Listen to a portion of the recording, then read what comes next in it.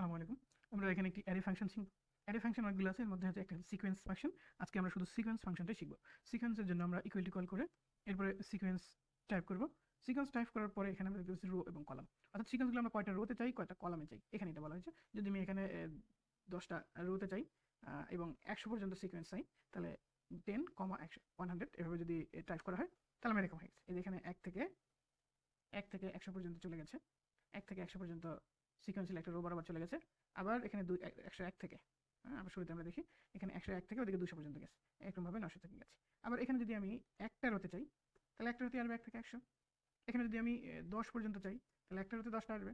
এখানে যদি 5টা রোতে চাই তো 5 এখানে দিয়ে দিলাম, 10টা হয়ে গেছে। এরকম 1 থেকে 10, 11 থেকে 20, 21 থেকে 30, 31 থেকে 40, 41 থেকে 50, অর্থাৎ এভাবে সিকোয়েন্সিয়ালি আসছে। আমরা যদি একটা কলাম বরাবর চাই, জাস্ট এখানে রোটা ডিলিট করে দিলেই এটা কলাম বরাবর চলে আসবে 1 থেকে 10।